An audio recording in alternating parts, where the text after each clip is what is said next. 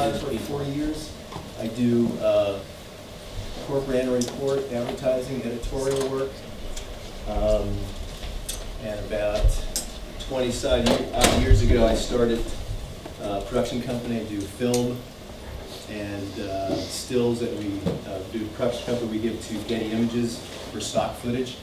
And then I segued into TV commercials,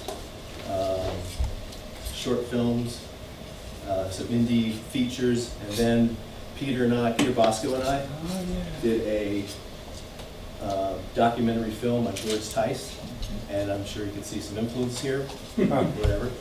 But I've always done the urban landscape in my work, and one of the things that I start out to do, I've done a lot of projects. I want to do projects. I want to have a barrier around how I approach my work and approach the body of the work. Most of the stuff I have done in the past has usually ended up in a gallery, in a show, or something like that. This project is, right now it's called Keystone. It's on Pennsylvania, the state of Pennsylvania. And I've been doing it for 3 years. This is only a small taste of it. I have, the edit now is probably 100, 150, and this is 20 of them. So the whole idea is to do a book, which I've been practicing some book designs. I'll pass you out some of the book dummies I've done for other things. And that's the real thing is, I've been in shows, I've had gallery shows. One of the last things I haven't done is a book. Whether it ever get published, because who wants to publish a book nowadays? Anyway, so this started, I had finished a project called Newark After Dark, where I photographed Newark in the dark. When the lights came on and everything was quite interesting, a very noir sort of look at Newark. And then I was looking for something to do, and a family friend of ours passed away, and the funeral was in Allentown, Pennsylvania. So we went to Allentown for the funeral, and just driving down that main drag, I think it's 8th Street or whatever it is, it was just like, I gotta come back. So literally a week later, I come back, I start this project on Allentown, which some of these are from Allentown. And it was fun. It was, what I like to do is the urban landscape. I know Peter does that too a lot. And I got finished with that. I had a show in New York, and I was kind of, what do I do next? And then I went, well, I'll go to Reading, Pennsylvania. And I thought, well, do I do a book on, or do I do a project on Reading? I said, no. And then that little thing kicked in, and I went, I'll do Pennsylvania. So 3 years later, I'm still doing Pennsylvania.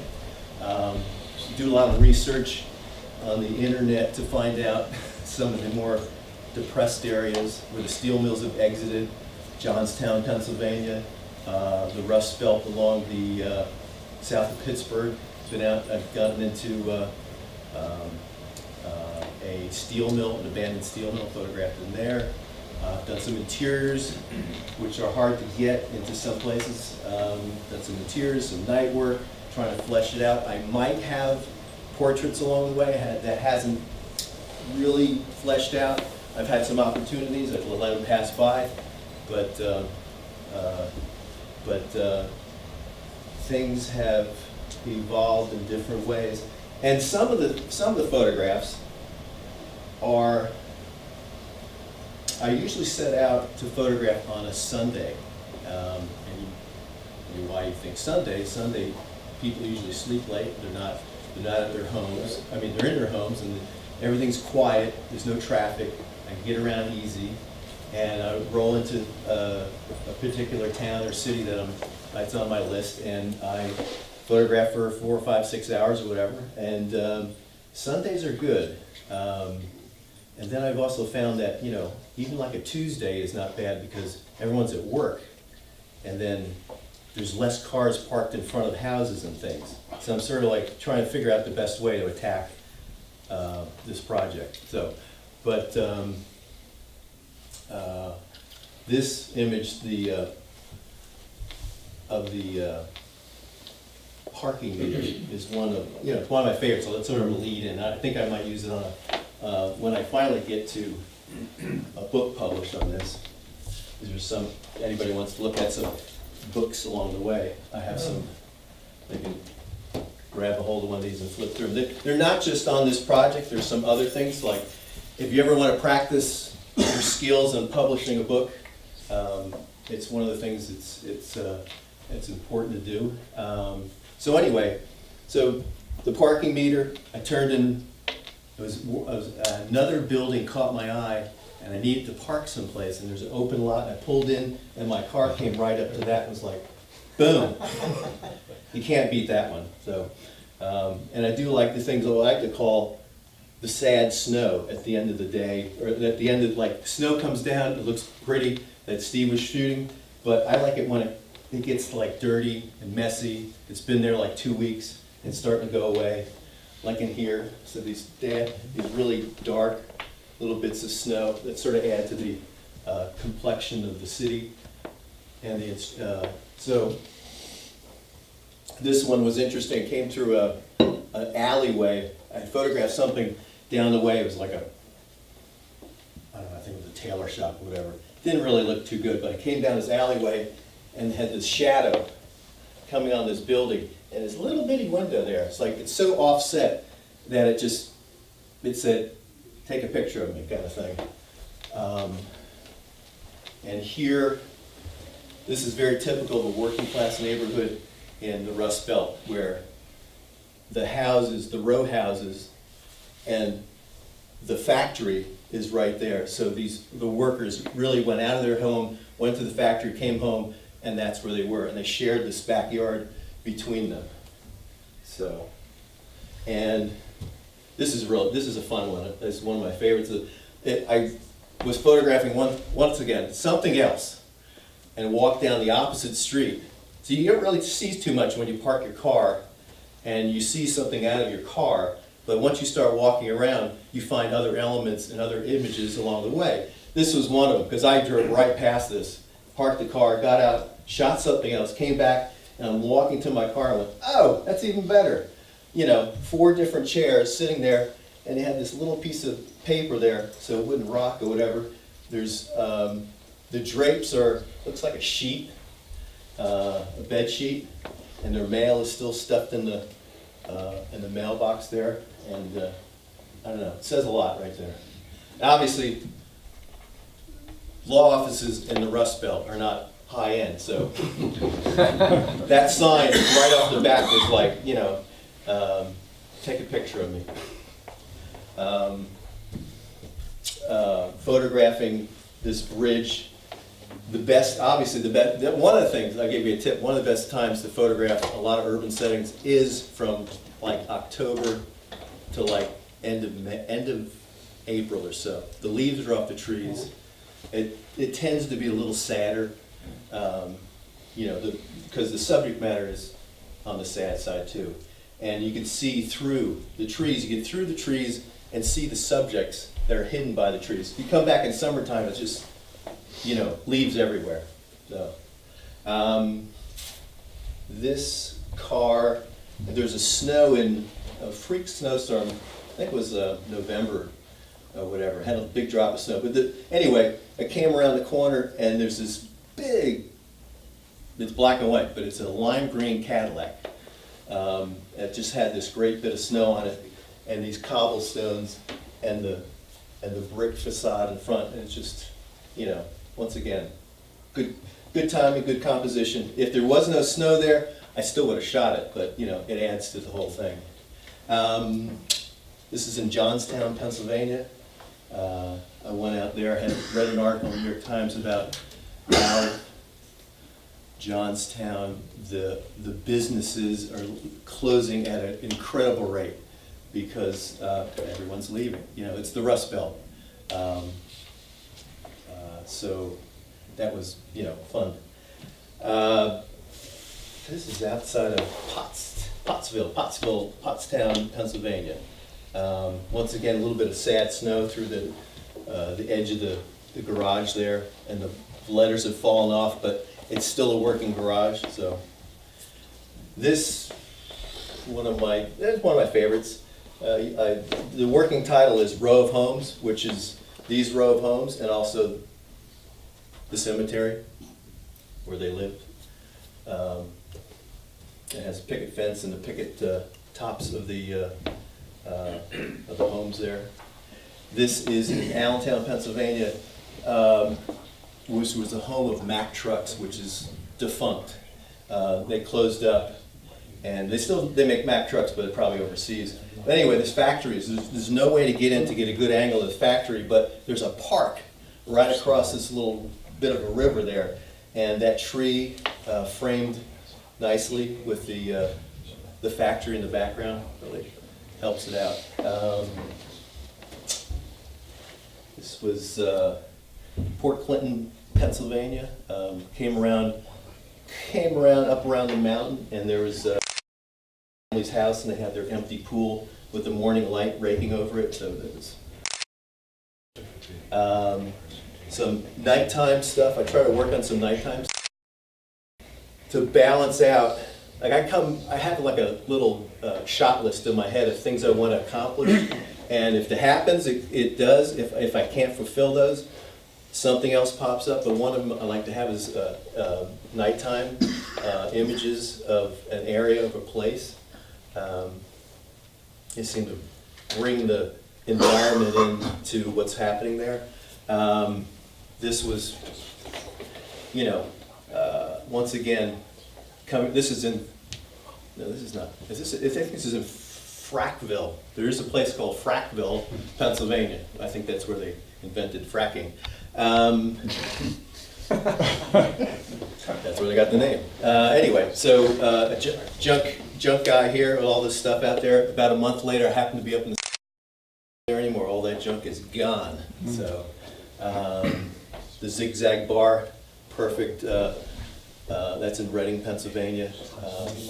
Great sort of signage, and sometimes you get a bar or whatever. The signs are way up here, and they don't. This one happened to become compressed in the right area to just make that thing happen. And I shoot with a Mamiya 7 and film, and I scan it, and then after I scan the film, I print it out on Epson prints. I grew up as a darkroom person for 50 years, so I do know how to make a silver print, a platinum print, but somewhere along the line, I'm segueing. I'm like a hybrid photographer, so I do a little bit of film, a little bit of digital, because a lot of, my work professionally has to be digital. Once that came along, every client wants it. They don't want it now. They want it out. It comes right out of the camera. So you have to balance that whole thing, immediacy. So I've embraced digital in a way that works to my advantage for this project. And eventually, if this goes to a book form, you just have to give over digital files anyways, because that's what book publishers want, which is fine. And I bought a Hasselblad X1D medium format camera a few months ago, and I'm sort of bringing that into the mix to shoot some medium format digital. It's about the same aspect ratio as a 6x7, which is like 4x5 and 8x10. So that will be incorporated as I go along, which I do. Another point, when I shoot film, I've always backed it up with a digital camera just to have, color. So either one of my Leica or a Nikon or whatever. So it's good to have. I want to point this one out. So anyway, I came to Johnstown, Pennsylvania, and I was shooting something else, and there's this car parked there. I photographed it. Love it. About 4 months later, I come back, same neighborhood. The car has not moved. The wheels are in the same spot, but it's covered with snow now. So I have, whenever this gets to final stage, I'll have, the car and with snow and without an exact same spot. And this really says a lot about the Rust Belt the families, the businesses.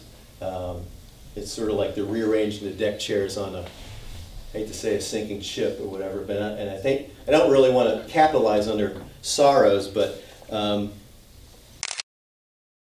towns are dying up and whatever there. Any questions? So, two thoughts. One about the tree in the buildings. I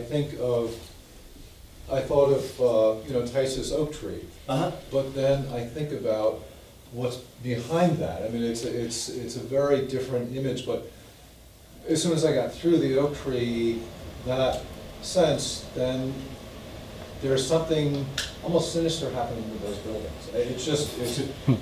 It really says a lot about the process of of decay, and it's really powerful.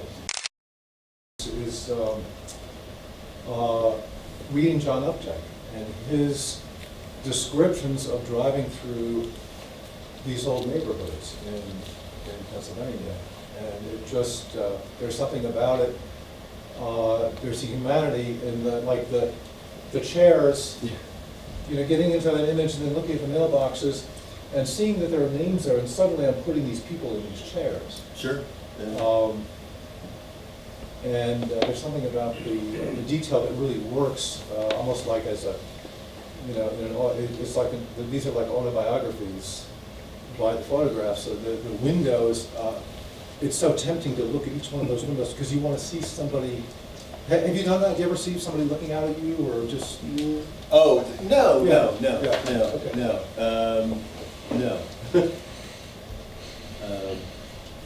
No. You mentioned John Updike, and one of my favorite Updike quotes is, "Sorrow flows through us like rain through a broken window," and that's right there. Mm-hmm.